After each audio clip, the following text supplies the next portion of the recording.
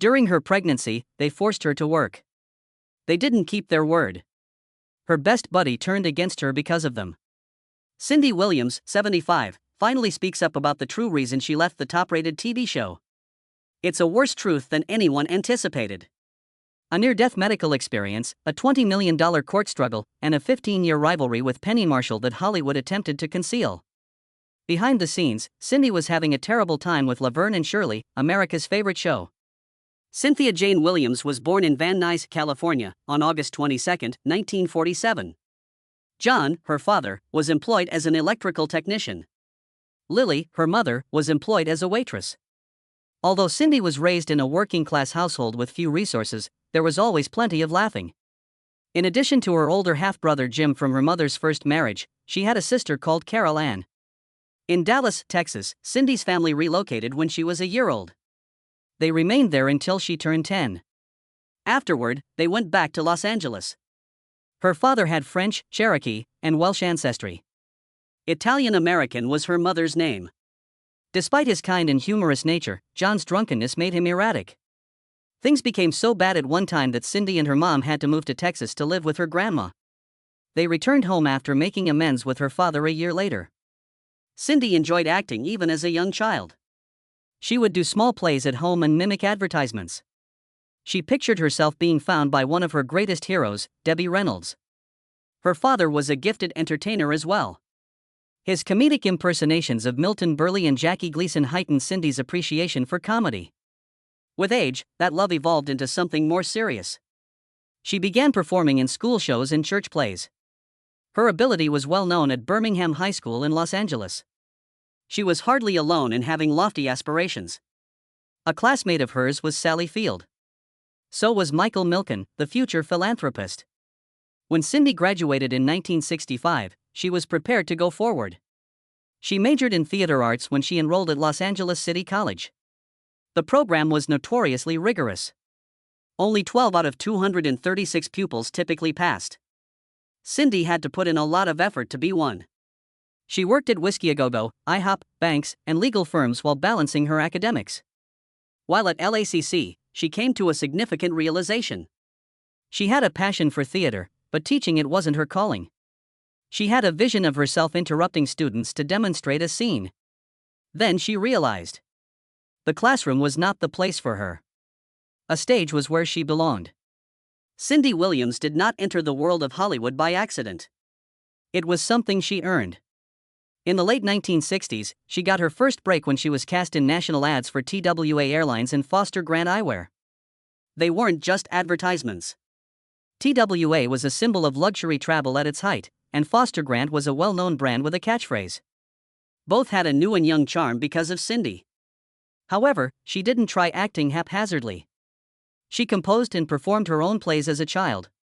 Her father's passion for comedy, particularly his mimicry of Milton Berle and Jackie Gleason, further influenced her. Getting started in the field wasn't simple. Cindy was raised under humble circumstances. She made a living as a waiter as she pursued auditions. Her commercial bookings brought in more than simply cash. She gained exposure and experience from them, which equipped her for more significant tasks. Her ability to shine on camera was observed by casting directors. She was soon entering the television industry. Her first TV appearances were as a guest on well-known programs. She appeared in 3 episodes as Rhoda Zager in Room 222 from 1969 to 1971. The program addressed topics such as racial integration in schools, which was revolutionary. Cindy demonstrated that she could deal with weighty subjects while being approachable. She had appearances in Nanny and the Professor and Love, American Style around the same period. The latter, a humorous anthology on relationships, provided the ideal setting for Cindy to express her sense of humor. She made 23 film and television appearances between 1969 and 1975. Her unwavering work ethic was beginning to garner attention from Hollywood. A guy who would subsequently play a significant role in her career, Gary Marshall, was among those in attendance. Amidst these early triumphs, Cindy was able to share the stage with Gene Kelly, one of Hollywood's greatest icons. On a variety show, she was asked to join him in a tap dance number. It was supposed to be a dream moment, but it didn't work out that way. Unintentionally, she stepped on his foot. Then she repeated it. Convinced that she had just ruined everything, Cindy was appalled. Ever the professional, Kelly, however, carried on with the dance without a hitch. There was never a trace of frustration in him. Cindy would describe this experience as both uplifting and humbling later on. She maintained her confidence in spite of the discomfort. Rather, it served as a professional lesson for her. That story was included in her one-woman show, Me, Myself, and Shirley, demonstrating how even uncomfortable situations may become memorable. And then she got her big break. She was cast in the George Cukor-directed film Travels with My Aunt in 1972. She portrayed American hippie Tully, who makes friends with the main character aboard the Orient Express. Cindy held her own against one of the best actresses of her era while co-starring with Maggie Smith. The next year, she played Laurie Henderson in American Graffiti, a role that would forever alter her life. In 1973, George Lucas was the film's director, and it encapsulated the nostalgia of adolescence in early 1960s America. Cindy, who portrayed Ron Howard's character's high school sweetheart, gave the part nuance and sincerity. Graffiti in America was a huge success. It spread throughout society. Future stars like Harrison Ford got their start in the movie, which received 5 Academy Award nominations, including Best Picture. Cindy received a BAFTA nomination for Best Supporting Actress for her work. Her ability to manage both comedy and drama was demonstrated by these roles. She wasn't simply another young actress attempting to break into the film industry. She was gaining popularity.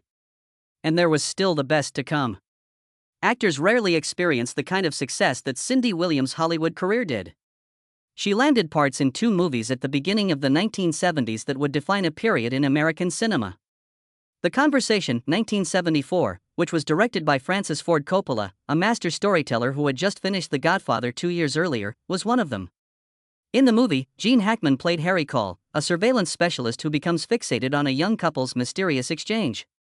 And, the central figure in the mystery, was portrayed by Cindy. Though inconspicuous, her role was crucial. Her character's words were powerful, making Harry and the audience wonder what was true and what wasn't. It was a slow-burning conversation that stuck in your head long after the credits had rolled. It was praised as one of the decade's best thrillers by critics. It was nominated for an Academy Award for Best Picture and took home the Grand Prix at Cannes. It was acknowledged for its cultural and cinematic value and was later included into the National Film Registry. Despite not having the loudest performance, Cindy's performance demonstrated her ability to compete in a movie starring some of the greatest actors of the era, such as Gene Hackman and John Cazale. This was immediately following her breakthrough performance in American Graffiti, 1973, in which she was nominated for a BAFTA for her portrayal of Laurie Henderson. With back-to-back roles in 2 of the most acclaimed movies of the time, Cindy seemed set for a lengthy career in cinema. However, just when things were getting better, she had an unexpected turn in her journey. Rather than Hollywood blockbusters, television was where she found the most success. She made her debut on Happy Days as Shirley Feeney, a part that was only supposed to be transitory but swiftly grew into something much more. Shirley connected with audiences, as did Laverne DeFazio, played by Penny Marshall. Because of their obvious chemistry, ABC quickly granted them their own show. Laverne and Shirley made their debut in 1976, and it quickly gained popularity. The sitcom featured 2 working-class ladies as they humorously and resolutely navigated life in Milwaukee in the 1950s and 1960s. A dreamer who counterbalanced Laverne's brazen confidence, Cindy Shirley was kind and optimistic. Their camaraderie was the focal point of the program, and viewers enjoyed seeing them overcome obstacles in life. A chaotic shift at the bottling facility or a terrible date could have been the cause. With its now iconic chant, Schlemiel, Schleimazel, Haas and Pfeffer, Incorporated, the show's theme tune became a mainstay of popular culture. Laverne and Shirley was television's top show at its height. Shirley became a fan favorite due to Cindy's comic timing and ability to switch between hilarious and poignant moments. In 1978, she was nominated for a Golden Globe for Best Actress in a television series, joining the ranks of TV legends such as Carol Burnett. Her ability to do more than just play a sidekick was demonstrated by this. She was able to carry a show. The popularity of the series was not limited to live-action TV. Even an animated offshoot was born out of it. Shirley and Laverne in The Army, in which Cindy provided the voice of her character. As the half of one of the most adored TV couples, she was a household name for years. However, tensions behind the scenes altered everything as the sitcom approached its final seasons. The show's producer, Penny Marshall's brother, was largely to blame. Because of his involvement, Cindy had to contend with an unfair playing field. According to Gary Marshall's memoir, My Happy Days in Hollywood, the set was hectic. There was a lot of shouting, swearing, and fighting, he claimed. According to reports, Cindy thought Penny received preferential treatment because of her familial ties. The musician Bill Hudson, Cindy's husband, was disliked by Penny, who felt he was overly demanding. The show's issues worsened as its popularity increased. Frequently at odds with the writers, both actresses want greater authority over their parts. Cindy and Penny weren't the only ones experiencing tension.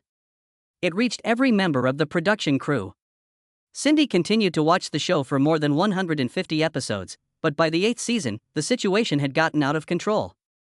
Cindy's announcement of her pregnancy in March 1982 marked the beginning of the end. Initially, Paramount promised to incorporate her pregnancy into the plot.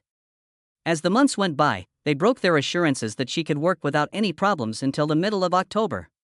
She was pressured to sign a contract by the studio that said she had to work until her due date. Cindy said no.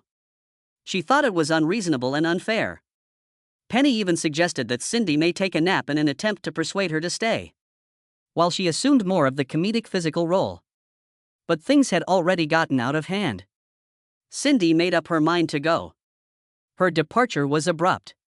Cast members were taken aback, and viewers were unaware of the situation. A few years later, Cindy acknowledged that it had been difficult to conceal her pregnancy belly during filming. The fact that producers still expected her to perform physical scenes in spite of her illness further annoyed her. Walking away seemed to be her only option. The way Cindy Williams left Laverne and Shirley was poorly portrayed on TV. She aired her last program on October 12, 1982. In it, Laverne DeFazio and Shirley Feeney co-starred in a humorous hypnosis scenario. She was gone by the very next episode, though. A brief note stating her husband's overseas transfer was the only explanation. Supporters were perplexed. A character who had been a mainstay of the show for years felt out of place, and there was no heartfelt goodbyes or farewell moment. She was still fighting, though. She sued Paramount and Gary Marshall in August 1982 for $20 million. She asserted that the studio had broken their promise. In addition to $37,500 for reruns, they had given her $75,000 per episode for 22 episodes. Those agreements, however, began to fall apart when she became pregnant. In the lawsuit, Gary was also charged of pressuring Paramount to remove her from the show. The court dispute brought attention to the treatment of pregnant actresses in Hollywood, which was a larger problem. The difficulties faced by working mothers in the field were highlighted by Cindy's instance. As time went on, it improved the working circumstances for women. Nurseries were offered by studios, and conversations about equitable treatment increased. The harm had already been done when the case was ultimately resolved out of court for an unknown sum. In 1982, Cindy Williams departed Laverne and Shirley, but she continued to perform. She demonstrated her versatility by transitioning into comedies and dramas created specifically for television. The sci-fi comedy Euphoria, in which she co-starred with Fred Ward and Harry Dean Stanton, was one of her first significant endeavors. Despite being completed in 1981, the film wasn't released until 1985. These kinds of delays were typical for independent films, which frequently had financial and distribution issues. It became another illustration of Williams' readiness to take on unusual and distinctive projects when it was eventually released. Her career continued to be heavily influenced by television. She starred in Normal Life, a sitcom about a family navigating daily stress, in 1990. Although it didn't last long, it helped her stay well known. She collaborated once more on Getting By a few years later with producers Shirley and Laverne, a sitcom that ran between 1993 to 1994.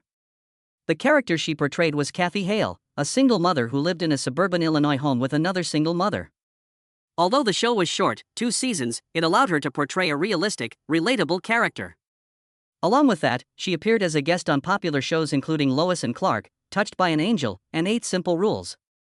The New Superman Adventures. Throughout the 1990s, her ability to transition between comedy and drama kept her employed. She wasn't just interested in television, though. Her theater appearances included Moon Over Buffalo and national tours of Greece. Although it presented a distinct difficulty, performing live on stage demonstrated her dedication to her art. She took on an unexpected position as a producer behind the scenes. She was a co-producer of Father of the Bride, 1991, and Father of the Bride Part 2, 1995. Both of the Steve Martin and Diane Keaton films were huge successes. In the US, the first film brought in $89 million at the box office. The other one earned $76 million. Not all of these films were produced by Williams. She was instrumental in giving them life. The idea to remake the 1950 Spencer Tracy classic was proposed by Williams, according to Nancy Meyers, who co-wrote and produced both films. Meyers' career was shaped by that one notion, which also demonstrated Williams' keen storytelling skills. The fans who adored her as Shirley Feeney never lost contact with her. She appeared on For Your Love on a regular basis from 1998 and 2002, making 4 appearances as Ronnie. It gave devoted followers a familiar face to look forward to while also introducing her to a younger public. Also, reunion specials helped her stay in touch with her history. She was there in the Laverne and Shirley reunion in 1995 along with Penny Marshall and the other cast members. She re-teamed with Marshall for Laverne and Shirley in 2002. They reunited, sharing behind-the-scenes tales and even putting on skits based on their iconic roles. In the 2000s, she continued to act. In 2013, she and Penny Marshall made an amusing homage to their past together by appearing on Sam and Cat. She never allowed a single role to define her. She continued to entertain, work, and ensure that her legacy endured for many years. After Shirley and Laverne parted ways. Known to the world as Shirley Feeney from Laverne and Shirley, Cindy Williams' real life was filled with family, love, and difficult choices. She married musician Bill Hudson in 1982. She never thought she would fall in love with him. Cindy was still the star of Laverne and Shirley when they first met at a celebrity baseball game. She initially assumed that he was just another Hollywood playboy. However, when he sent her a Christmas present, that changed. A book by Martha Lear titled Heart Sounds. It was surprising and considerate. Their first meal together was the result of that simple act. Cindy later stated that her perception of him was totally altered by the night. In fact, she believed he looked like a Greek deity when she saw him again. They had a quick relationship. After they were married on May 1, 1982, Cindy became Goldie Hawn's sister-in-law and Kate and Oliver Hudson's stepmother. In the same year, she learned she was expecting Emily, her first child. However, the moment that should have been joyful soon devolved into a conflict with Laverne and Shirley's producers. Even on her due day, she had to work as per her contract. After failing to come to a just compromise, she took a decision that would change her life. In 1982, she departed the program. Her career had a significant sea change. Family, however, was Cindy's top priority. As they raised their 2 kids, she and Bill Hudson forged a life together throughout the years. Their son, Zachary, was born in 1986 after Emily was born in 1982. Cindy was a devoted mother. However, she added that it was a fire test. Despite her best efforts to keep her kids out of the spotlight, they were always there for her when she needed them. In 2004, Emily and Zachary proudly stood next to Grandma when she was awarded a star on the Hollywood Walk of Fame. The lives of a blended family wasn't always perfect. From his former marriage to Goldie Hawn, Bill Hudson had 2 older children. And his connection to them was complex. Although Cindy tried her hardest to make the house a welcoming place for everyone, family relationships were never easy. Kate Hudson's statement in 2021 that she wanted to get back in touch with her half-siblings, Emily and Zachary, demonstrated the long-lasting effects of Cindy's efforts to forge close family ties. Cindy and Bill's marriage ended after 18 years of marriage. She claimed irreconcilable differences in her divorce filing in December 2000.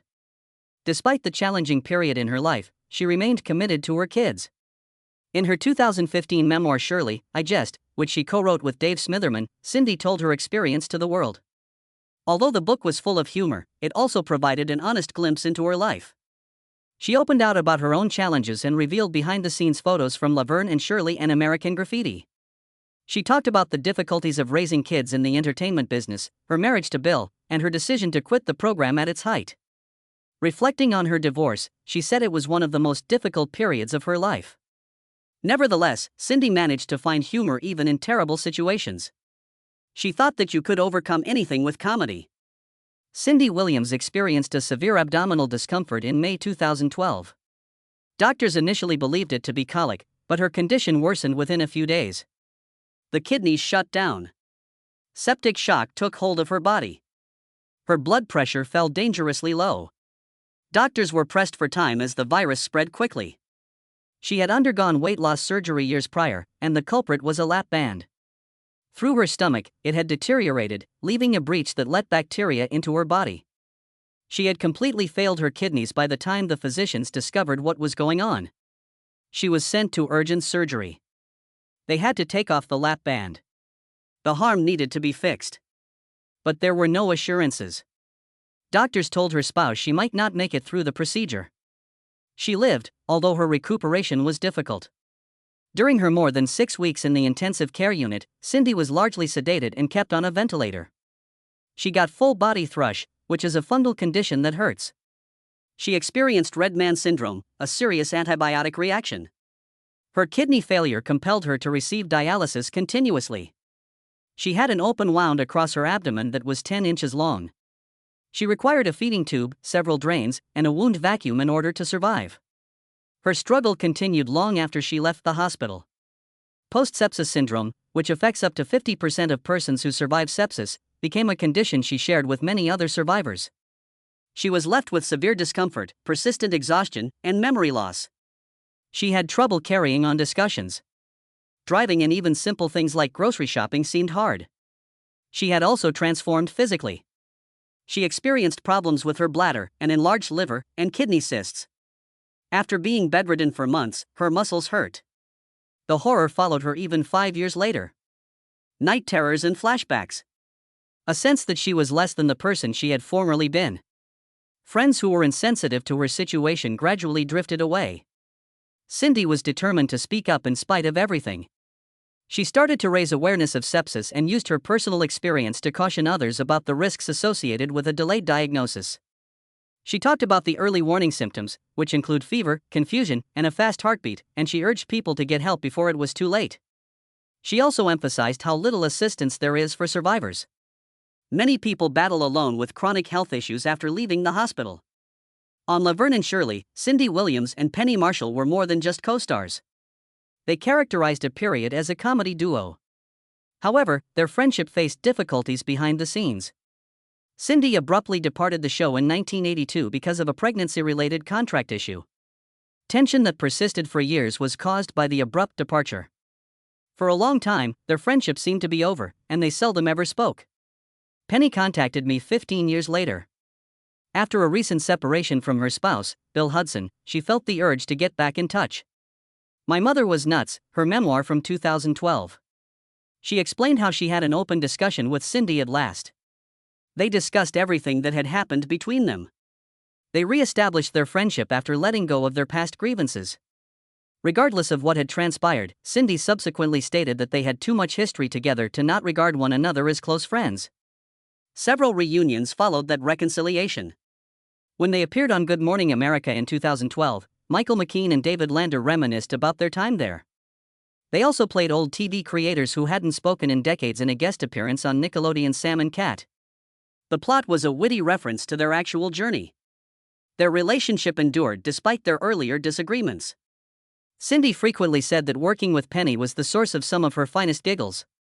Their on-screen chemistry, which was based on their differences, was indisputable. Penny was erratic and noisy. Cindy was sharper and more in control. As Penny once put it, they were the ideal opposites of neat and messy. The comedy worked because of their different approaches, and viewers enjoyed it. Cindy preserved Penny's memories even after she passed away in 2018 from complications associated with her diabetes. In interviews, she discussed their connection, and in her one-woman show Me, Myself, and Shirley, she even paid tribute to Penny on stage.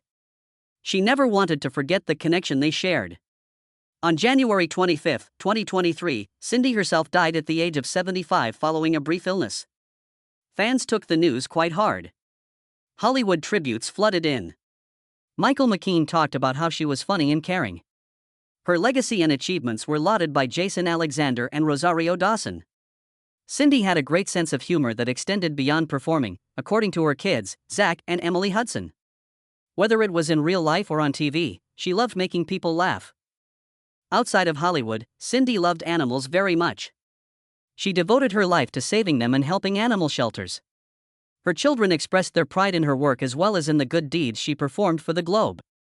Cindy always thought that happiness should be shared, and she left a legacy of love and laughter.